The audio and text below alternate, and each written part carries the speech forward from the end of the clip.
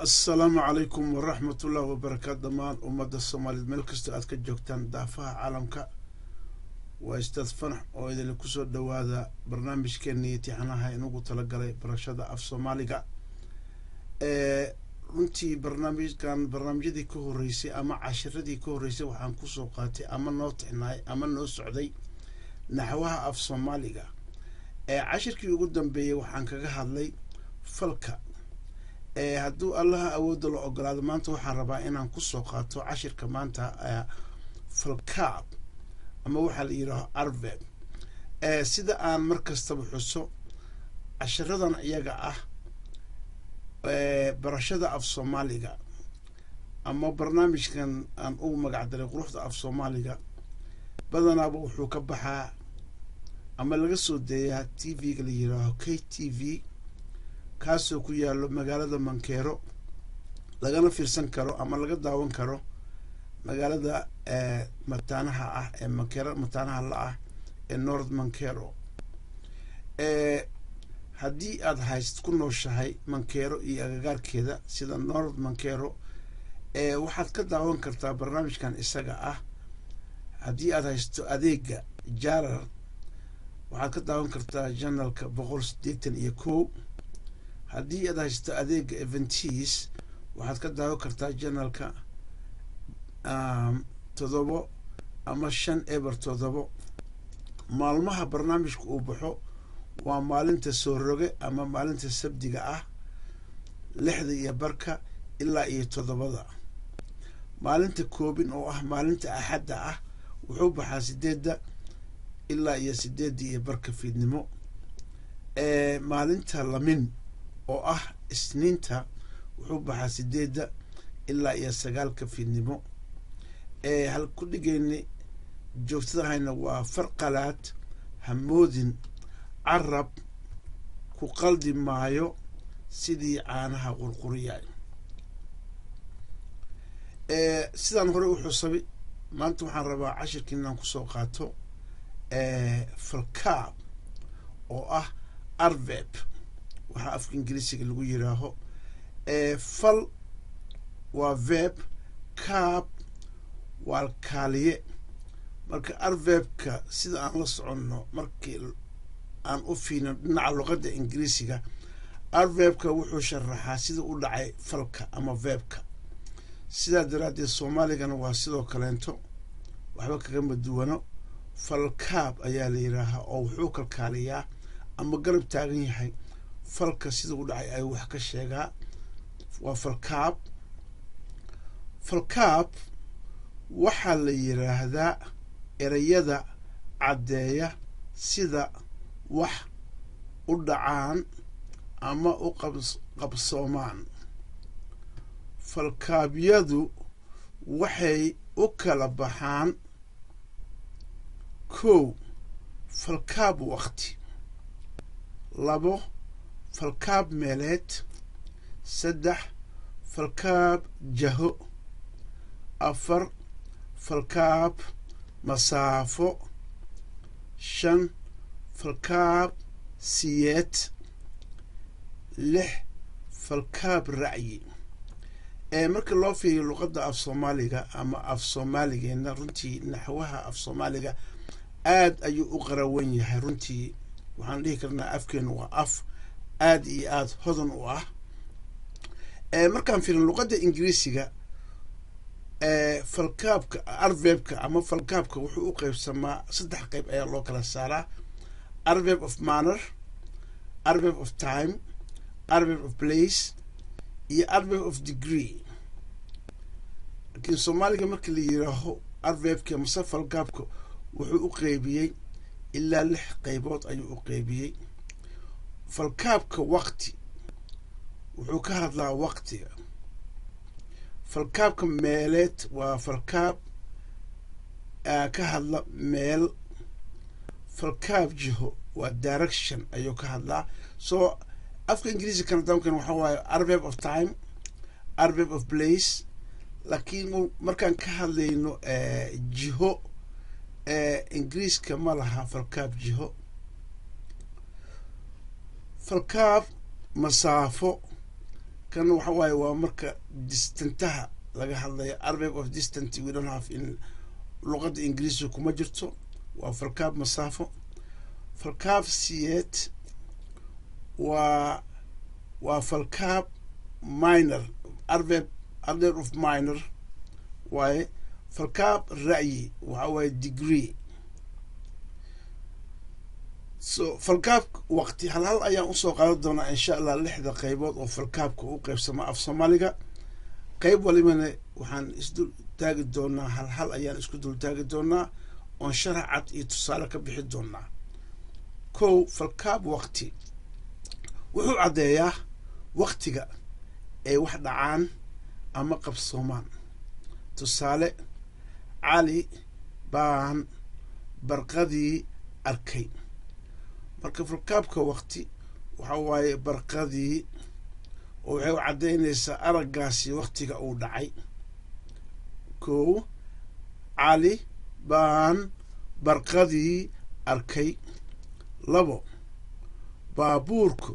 baabuurku hadda ayuu ka yimid afgooye saddex shalay baan xaashi u diray walaalkay afar casar walba iskaa wax u qabso baan aadaa shan hawshu waxay dhammaanaysaa duhurka shantaas tusaalood waxay ahayd shantii tusaale ee ku saabsanayd falkaab waqti labo falkaab meeleed wuxuu caddeeyaa meesha ay wax ku ka dhacaan ama ku ka qabsoomaan falkaab meeleed wuxuu caddeeyaa meesha ay wax ku ama ka dhacaan ama ku qabsoomaan ama ka qabsoomaan tusaale shimbir baa aqalka dushiisa saaran marka falkaabka meeleed waxa waaye waa dushiisa tusaalaha labaad qalinkii wuxuu yaalaa miiska korkiisa bisad baa kursiga hoos fadhida afar ninku wuxuu hurdaa aqalka gudihiisa shan kabaha waxaa la dhigaa dibadda saddex falkaab jaho waxa weeye ereyga caddeynaya xagga ama jahada ee wax u dhacaan ama u qabsoomaan tusaale kow faarax wuxuu sii maray jid dheer labo geedi baa arigii soo celiyey saddex kursiga xaggan u dhig afar iridda waxay u jeedaa bari qaybta afraad ee falkaabka waa falkaab masaafo falkaab masaafo waxa weeye ereyga caddeynaya fogaanta ama dhowaanta wax ama meel jirto tusaale baabuurkii wuxuu socday 40 mayl labo 20 kilomitir buu askarigii rucleeyey saddex 30 tallaabo ayaan hore u qaaday. afar gabadhii waxay iibsatay shaal 5 dhundhun ah. qaybta shanaad ee falkaabka waa falkaab siyeed. falkaab siyeed waxa weeye ereyga caddaynaya sida ay wax u dhacaan ama u qabsamaan.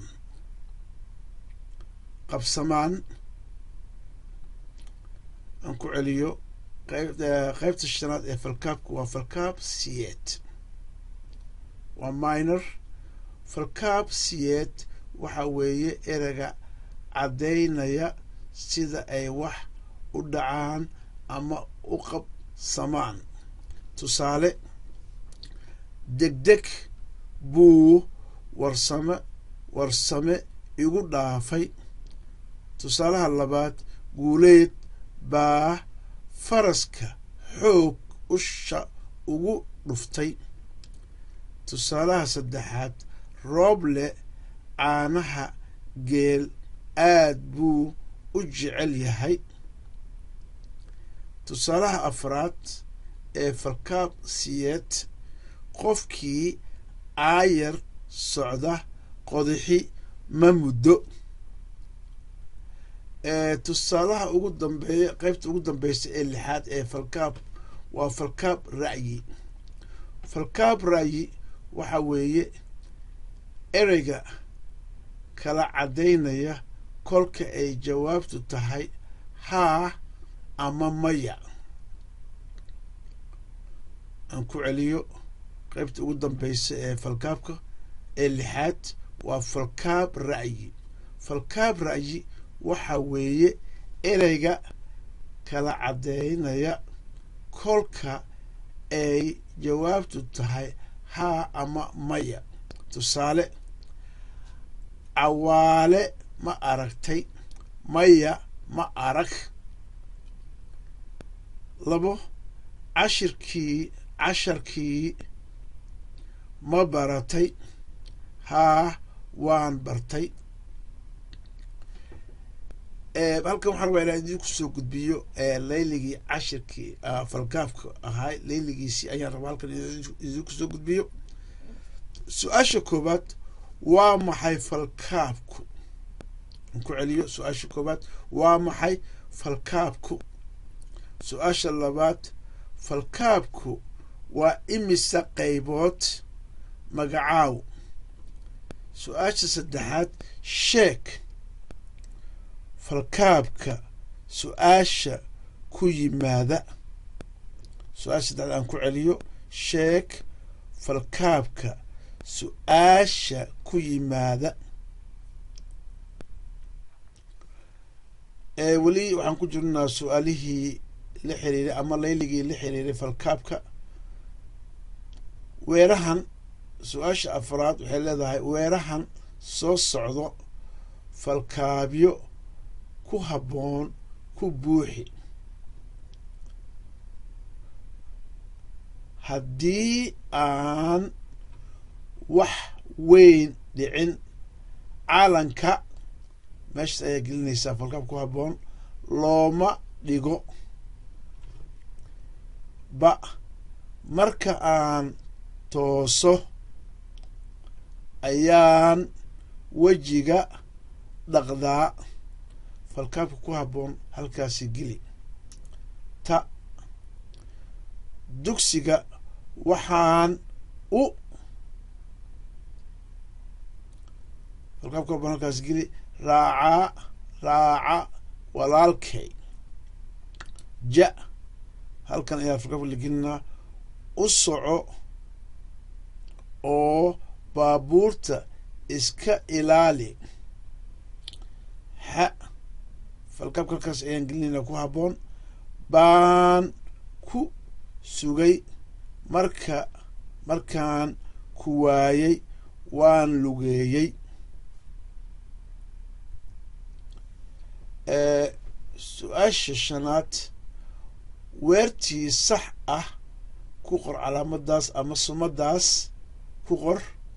tii qalad ahna sumadaas ayaad ku qoraysaa.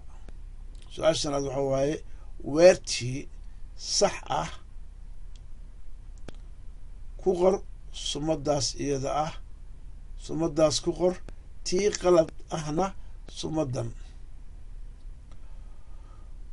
falkaabku waa qaybta koobaad ee run iyo beenta ah ama sax iyo qaladka ah.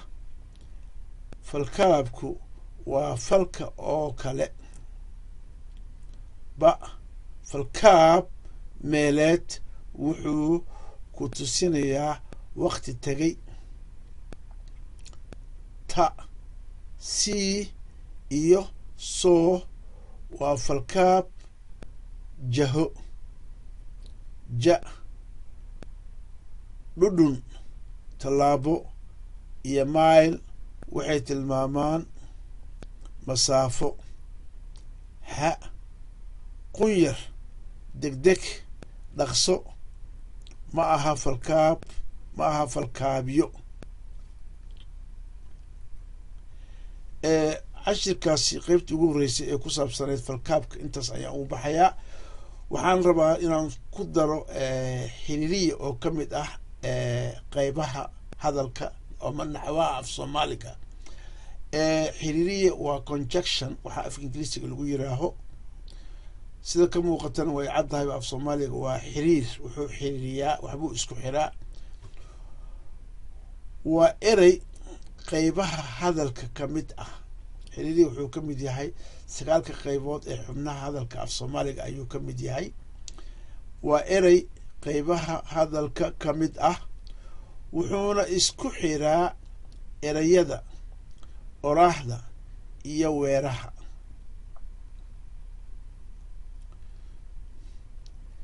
xiriiriyaalka waxaa ka mid ah iyo, laakiin, ama, intii, ilayn, midhaa, oo, maxaa yeelay, ilaa, na, se, xataa. aan ku celiyo qeybtani waa xiriiriye, waana qeyb ka mid ah xubnaha af soomaaliga, wuxuuna isku xiraa ereyada. 2 erey ayuu isku xiraa, ama oraah ama weer. oraah iyo weer. oraahdu waxa waaye waa phrase. erey waxa waaye waa word, waa erey, hal erey, hal word waaye. oraah markay noqoto waa phrase, weerna waa sentence. marka sidaas 3 qaybood sidaa waa inaa u kala fahantaan. wuxuu isku xiraa ereyada, macnaha words. oraah waa phrase iyo weeraha sentence. xiriiriyaalka waxaa ka mid ah qeybahan soo socdo: iyo, laakiin, ama, intii, ilayn, midhaa, oo, maxaa yeelay, ilaa, na, se, xataa. tusaale ku saabsan xiriiriye: cali iyo cumar baa yimid. tusaalaha labaad: la furi maayo albaabka ilaa macallinku yimaado. tusaalaha saddexaad: waxaa iga tegay baabuurkii intii aan soo socday. afraad: dariishadihii waan xiray maxaa yeelay dabayl badan baa dhacaysa. tusaalaha shanaad: raggii kale oo dhan waan la hadlay laakiin cali ma arag.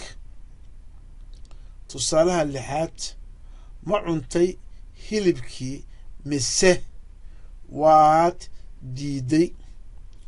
tusaalaha toddobaad cismaan xaashi u dir calina ogeysii layliga intaasi waxay ahayd tusaalihii ku saabsanahaa xiriiriye iyo waxay isku xirtay labadaasi eray ilaa waxay isku xirtay weertaas iyo oraahdaas ayay isku xirtay fraiska waxa waaye macalinku yimaado senteniskana waa intaa waaye la furi maayo albaabka waa senteniski waa weedi fraiska ay ku xirtayna waxa waaye waa oraahda lagu xirayna waxa waaye macalinku yimaado intii waxay isku xirtay weedhan iyo oraahdaas ayay isku xirtay maxaa yeelay waxay isku xirtay weedhan iyo oraahdaas ayay isku xirtay tusaalaha shanaad laakiin waxay isku xirtay weedhan raggii kale oo dhan waa la hadlay laakiin cali ma arag oraahdaas ama fraiskaas ayay isku xirtay maxaana xiriiryahan waxaa weeye waa laakiin tusaalaha lixaad xiriiryahan noogu jiro waa mise tusaalaha toddobaadne waa na haddan waxaan rabaa inaan idiin soo gudbiyo layli ku saabsan xiriiryaha su-aasha koobaad xiriirye kasta oo soo socda weer ku habboon ku dar hoosna ka hariiq iyo midhaa maxaa yeelay ne se intaan xiriiriye waxaad weer ayaad gelinaysaa hoostana waad ka xariiqaysaa siduu iskugu xiray hadduu isku xiray weer iyo oraah ama hadduu isku xiray erey ku xiray su-aasha labaad ee xiriiryaha la xiriirta waxaa waaye xiriiryaha gefka tir oo mid ku habboon ku bedel macnaa xiriiryaha qaladka ama gefka ama aan ku habboonayn meesha la geliyey tir oo waxaad ku bedeshaa mid ku habboon shalay waxaan la kulmay jaamac halkaas waxaa ku jirta xiriir hadday ku habboon tahay uda haddayna ku habboonayna bedel oo geli xiriiryaha ku habboon la kulmay jaamac halkaasi ereygaasi kuma habboono waxaan weydiiyey goortuu magaalada yimid oo waa xiriirye kaleento hadduu meeshaas ku habboon yihin uda hadduuna ku habboonayna bedel intuu joogay wuxuu ama ii sheegay inuu maalmo yar joogay ama uu jecel yahay inuu degdeg u noqdo kolkaas geelii cid la-aan buusan sina uga maarmi karin su-aasha saddexaad ee ku saabsan xiriiryaha qor 5 weerood oo mid kastaba se wehliso ama ay la socoto waxaan kaloo rabaa inaan kusoo qaato qeyb ka mid xubnaha hadalka af soomaaliga waa meeleeye waa preposition meeleeye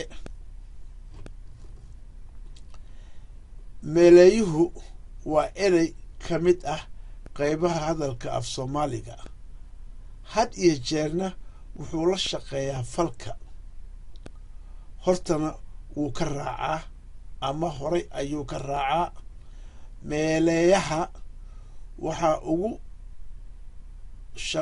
shaqo badan 4 erey oo lagu gaabsho u ku ka iyo la meeleeyuhu waa erey ka mid ah qaybaha hadalka had iyo jeerna wuxuu la shaqeeyaa falka hortana wuu ka raacaa meeleeyaha waxa ugu shaqo badan afar erey oo lagu gaabsho u ku ka iyo la tusaale u macallinkii baan u sheegay ku gabar baa aqalka ku jirta ka lacagta maqalka ka saar la yartii baa maqasha la joogta layli ku saabsan meeleeyaha qor afar weerood oo ay ku kala jiraan meeleeyaasha u ku ka iyo la aan ku celiyo qor afar weerood oo ay ku kala jiraan meeleeyaasha kala ah u iyo ku iyo ka iyo la qaybta ugu dambayso sagaalka qaybood ee naxwaha af Soomaaliga oo aan rabo inaan ku soo gabagabeeyo waxa weeye yaab exclamation or interjection yaabku waa erey ka mid ah hadalka ama xubnaha hadalka waana cod ama sanqar lagu baraarugo yaabku wuxuu u kala baxaa laba qaybood qaybta koobaad yaab dhawaaq qaybta labaadba yaab ku dayasho labada qaybood halal ayaan u kala qaadi doonaa insha allah waxaan ku bilaabay yaab dhawaaq wax buu ku gelinsiinayaa ama ku dareensiinayaa yaab dhawaaq wax buu ku gelinsiinayaa ama ku dareensiinayaa kow farax markay tahay waa ereyada loo isticmaalo faraxa alala mashraxad alxamdulilaah kuu dhalay iyo wixii la mid ah intaasi waa tusaalihii yaab farax qaybta labaad ee yaab dhawaaq waxaa ka mid ah naxtin ba'a wah yur qad hus hah iyo wixii la mid ah qaybta saddexaad ee tusaalaha yaab dhawaaq waxa waaye tiiraanyo jabay hoogayey laba way iyo wixii la mid ah qaybta afraad ee yaab dhawaaq ka mid ah waa guubaabo kakacaay gurmadaay ururaay iyo wixii la mid ah